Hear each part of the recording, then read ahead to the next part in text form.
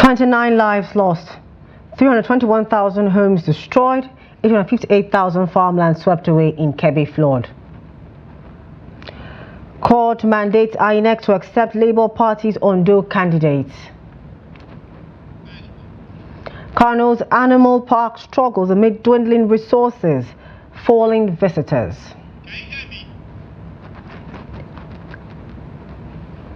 On the foreign scene, gunfire near Guinea's presidential palace as military locks down capital. Hello and welcome to Trust TV's news update. I am Chiamaka Mwafo. Let's start with Kebbi State, where the government on Friday said no fewer than 29 persons, 321,000 houses and 858,000 farmlands have been lost to floodwaters in 16 of its 21 local governments. While briefing journalists at the press center in Birnin Kebbi, the State Commissioner for Information, Yakubu Ahmed Birnin Kebbi, said if help did not come to the affected areas where rice, maize, guinea corn and other crops were destroyed by the flood, there might be shortage of food in the state and country. He said before the NIMET prediction that Kebbi might be worst hit by flood, the state had suffered severe disaster from flooding in 16 of its local governments due to the water release from Gonroyo Dam and the convergence waters in River Rima and River Kar, which flows into the state through River Niger. The commissioner said despite the measures taken by government, the state still suffers flooding in 16 of its local governments. Over in Niger State, tragedy has struck as floods have claimed the lives of 11 people, devastated communities and caused extensive damage across 19 out of the 25 local government areas of the state. The floodwaters have swept away a staggering 118,692 farmlands, plunging many residents into uncertainty as their means of livelihood have been severely impacted. In addition to the destruction of farmlands, the floods have affected 246 schools, disrupting education in 529 communities. The Niger State Emergency Management Agency, NSAMA, Director General Abdullahi Baba Ara, confirmed the severity of the situation in a statement. He highlighted the scale of destruction, noting that over 6,865 households have been impacted. He said additionally, critical infrastructures have been affected with 18 bridges and 80 culverts destroyed, worsening transportation and access challenges for relief efforts. Now, as part of the programs lined up to formally welcome the 2024-2025 legal year of the Supreme Court, the Chief Justice of Nigeria, Justice Kudirat Kekere-Ekun, will swear in 87 new senior advocates of Nigeria on Monday at the main courtroom of the court. A statement by the Director of Information and Public Relations, Festus Akonde, on Friday said that the CJN will deliver a State of the Judiciary address with a view to highlighting the performance of the Supreme Court in particular and the Nigerian judiciary in general in the 2023-2024 legal year. In the same vein, other leading stakeholders in the justice sector will present speeches bordering on the state of the justice sector of the country. The Supreme Court commenced its annual vacation on 22nd July 2024. Though the court started sitting on 23rd September 2024, the new legal year ceremony is now being formally held in accordance with its tradition.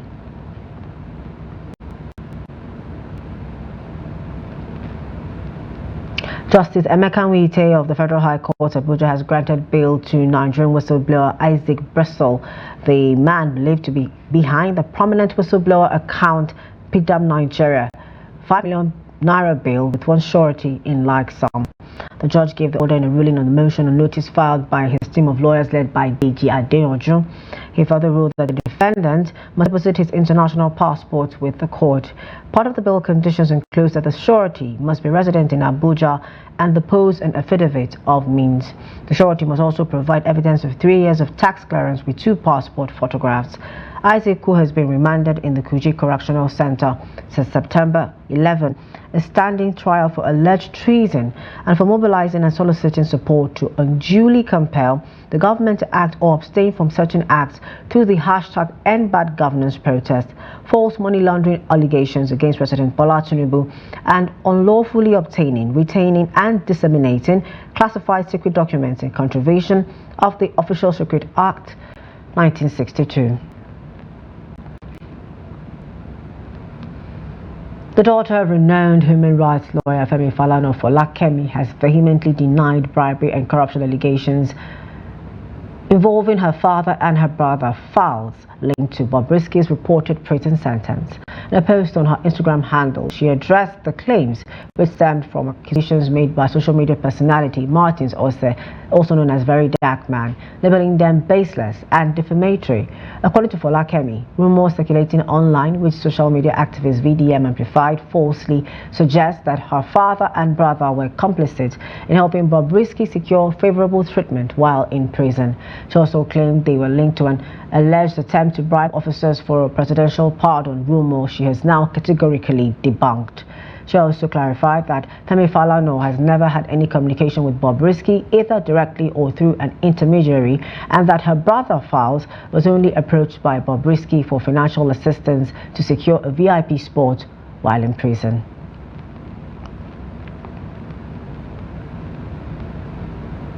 Justice Emeka Nwite of the Federal High Court Abuja has ordered the Independent National Electoral Commission (INEC) to accept and recognize Olushola Nehemiah and Ezekiel Awude as the governorship and deputy governorship candidates of the Labour Party for the Ondo State governorship election. Justice Nwite issued the order while delivering judgment in a joint suit instituted against INEC and others by the duo. Justice Nwite held that the second primary election held by Labour Party and which produced Nehemiah and Awude was valid and must be upheld by INEC. The judge said that there was evidence that Nehemiah ordered and paid the sum of 20 million naira for nomination form and was duly issued a form that led to conduct of the second primary election. Residents and some stakeholders in Jalingo have described as a welcome development the inspection tour across the 16 local government areas of the state by a security team to assess the security situation with a view to strengthening efforts to better secure the state. The tour follows some security challenges that have threatened the peace of citizens in the state. Here's the report. This conference hall in Jalingo Local Government Secretariat was filled to capacity as stakeholders as well as the residents converged to express their views and complaints concerning the security situation in the state. They were addressing the security team that embarked on tour to evaluate the activities of criminals and also familiarize with the citizens to ensure collaboration in the fight against insecurity in the state. The Taraba State Police Commissioner, David Eyolomonon, who is the head of the team, briefed the gathering on the effort of the command to quell violence in the state, adding that crime and criminality have significantly reduced across the state. He also emphasized the need for the community to give them maximum support to ensure peace in the state. Community police, the way it is articulated and executed by the police, is not different from what you all are doing. The peace committee, the vigilante, and many non-state actors that are assisting the law enforcement agencies to ensure that there is adequate peace and security in the various communities. The Emir of Muri, represented by the Galadima of Muri, Tukur Abba Tukur, who commended the effort of the security team, noted that before now, hardly a week passed by without report of one crime or the other, adding that it is now more than 6 months since any form of crime was reported. Miraculous intervention of police has been so commended in our community here. So I want to seize this opportunity to say a big thank you. And also, I want to extend them to His Excellency, the Executive Governor of Taraba State, Dr. Abu Kefas, for his tireless effort in seeing that Jalingo maintain peace and peace prevail. Speaking on behalf of former chairman of Jalingo Local Government Area, Abdul Nasir Boboji, highlighted way people could assist the security agencies in fighting security issues that may arise in their communities. And also in line with your policy of community policy, I think there is need for us to consolidate the already mechanism put in place as that all of us who are beneficiaries now we can see with our eyes closed. And I think it's not just like this. So I want to commend you. Some attendees told the team their concerns about security in the area and expressed the hope that such concerns will be addressed. I am calling on everybody to keep into this and let us see how best we can be doing it in our own ways to assist them. What may be coming from the federal government may not be good enough to assist them to do what they ought to do. But by doing this, it will go a long way in helping them. Recently, more than 4 people were killed in our area and nothing was done. We are calling on the commissioner to please do something. Another person was also killed about 2 weeks ago. Still nothing has been done till now. We urge the commissioner to deploy his personnel to those places where those things are happening. The problem was caused by some women that used to gather there. Our appeal is that the police should come to our aid for peace to reign. The event was held under a peaceful atmosphere. Troops of the multinational Joint Task Force deployed under Sector 3 have apprehended a high-profile Boko Haram logistics courier identified as Garba Buda in Guzamala, Borno State.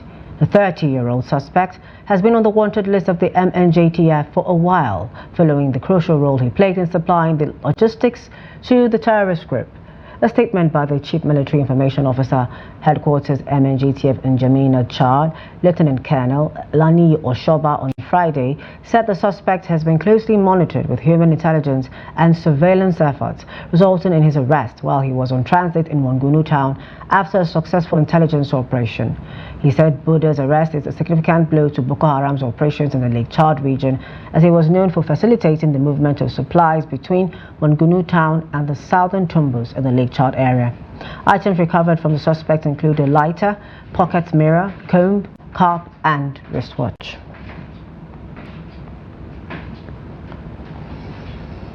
The chairman, Nigerians in Diaspora Commission, Nidcom Abike has confirmed the rescue of 8 young girls trafficked to Ghana while receiving the young ladies at the Nidcom Annex Office in Lagos. Abike said the rescued girls have been handed over to the National Agency for the Prohibition of Trafficking in Persons, NAPTIP, to ensure that they have safe and comfortable accommodations pending their formal rehabilitation and reintegration with their families. The rescued girls, aged between 15 and 22, hail from various states across Nigeria, including Ebonyi, Akwa Ibom, Imo, Plateau, and Cross River. They were allegedly lured to Ghana under false promises of employment, but were forced into sexual exploitation. The Lagos State Wastewater Management Office on Friday sealed off Orchard Shopping Centre's premises located along Orchard Road at Tiosa for discharging wastewater into the road and public drains, thereby creating environmental nuisance and endangering public health.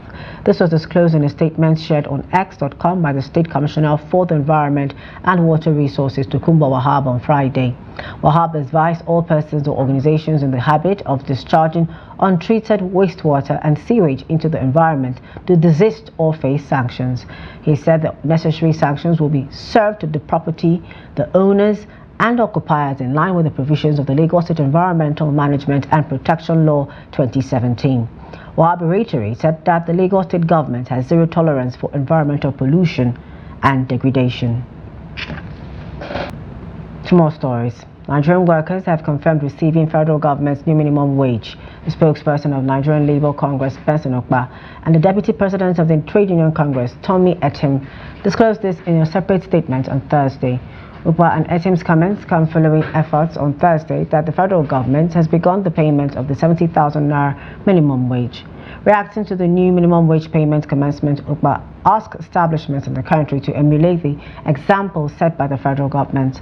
A civil servant working in the office of the head of civil service also confirmed that he has received a new minimum wage payment for September 2024.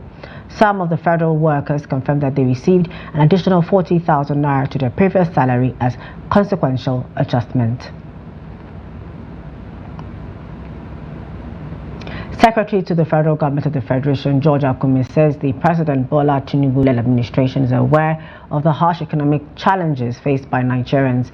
Akume stated this during the World Press Conference held in Abuja to highlight activities to mark Nigeria's 64th independence anniversary with the theme, Reflecting on the Past, Inspiring the Future.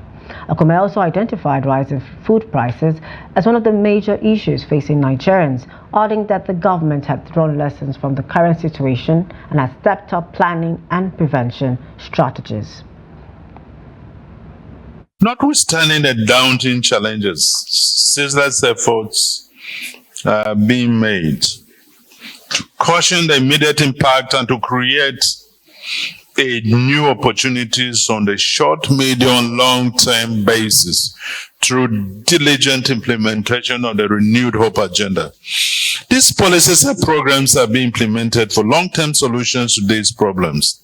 They assure us all that in no distant time, under the leadership of President Tinubu, the trajectory of our socio-economic development will soar higher in the positive territory. Commissioned in 1972, once a bustling destination for families and nature enthusiasts, the Kano Zoological Garden now finds itself grappling with a declining number of visitors.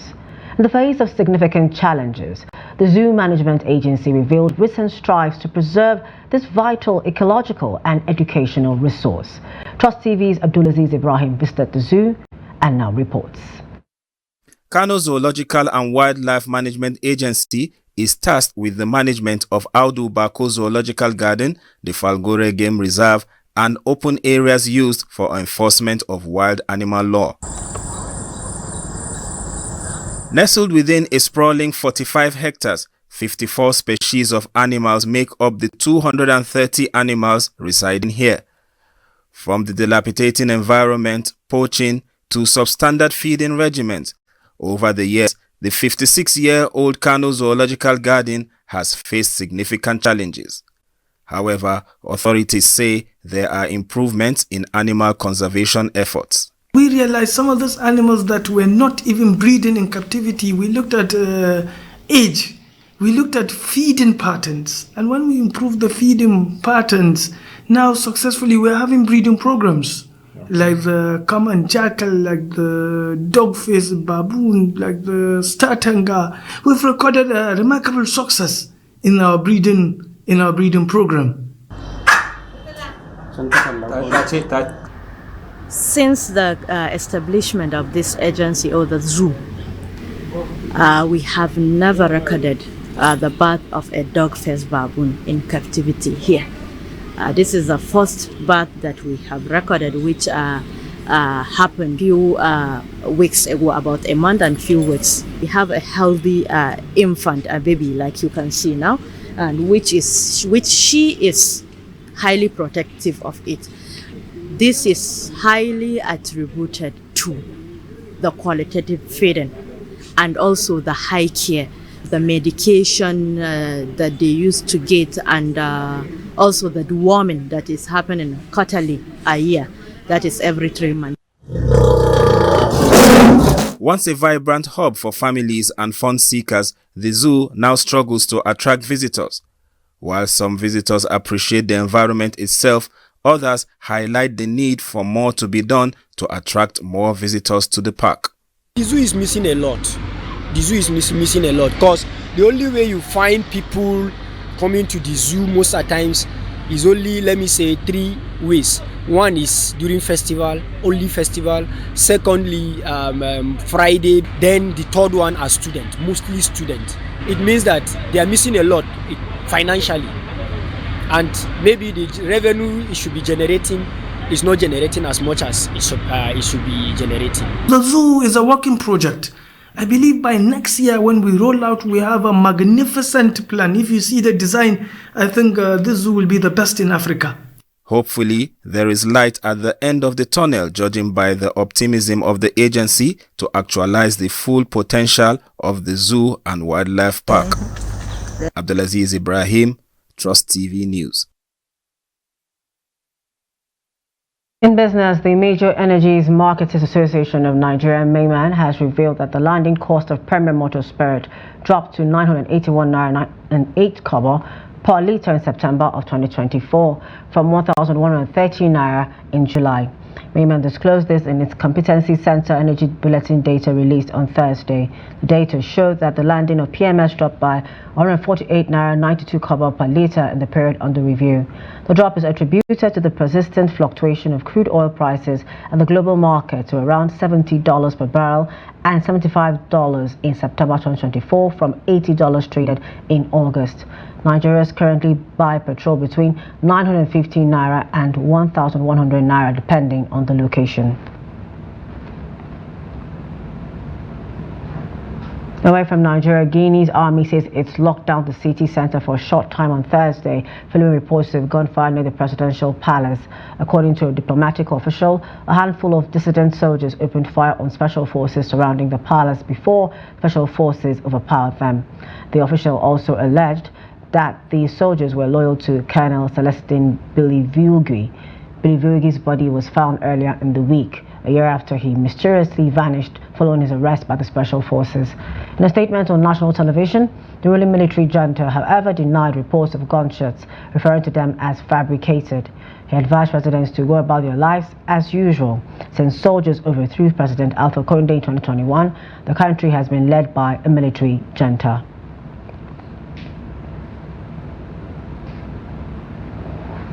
The Minister of Aviation and Aerospace Development, Festus Keyamo, on Friday led a high-level Nigerian delegation to the United Arab Emirates to finalize negotiations ahead of the much-anticipated resumption of Emirates Airlines flight operations to Nigeria. The meeting, which took place early on Friday, also set the foundation for a new bilateral air service agreement, BASA, between both nations to ensure stronger and mutually beneficial aviation ties. A statement by the SA Media and Communications to Keyamo, Tunde Moshood, on Friday said the minister, who was accompanied by his technical team, engaged in discussions with UAE aviation authorities to ensure the smooth reintroduction of Emirates Airlines into the Nigerian airspace next Tuesday. The new BASA, which was a focal point of the talks, is designed to enhance collaboration between the two countries and establish guidelines for their evolving relationship in the aviation sector. Finally, in sports, the Executive Committee of Nigerian Football Federation on Thursday approved the recommendation of its Technical and Development Subcommittee for the Federation's Technical Director, Coach Augustine Eguavon, to continue in his role as head coach of the Super Eagles and lead the team in its 2025 Africa Cup of Nations qualifying matches against Libya next month. The 58-year-old, in temporary charge of the squad he had led 3 times previously, steered the 3-time African champions to a 3-0 defeat of Benin Republic and scoreless draw with Rwanda in March days 1 and 2 earlier this month. Eguavon and the current technical crew that also includes Fidelis Ilichukwu, Daniel Ogumodede, Olatunji Barua and Thomas Zarek will also take charge of the Super Eagles B team for the qualifying campaign for next year's African Nations Championship, otherwise known as CHAN. With the departure of Brandy Waldron, the Executive Committee also approved the recommendation of the Technical and Development Subcommittee for Coach Justin Madugo to lead the remaining technical crew and take charge of the senior women national team Super Falcons, pending the appointment of a substantive head coach. The Super Falcons' next big engagement is the Women Africa Cup of Nations finals taking place in Morocco in the summer of 2025. That's it for news updates at this time. For more of our news programs and documentaries, do want to follow us on our social media platform and on our YouTube live stream. I am Chiamaka Nwafo. Thank you for watching.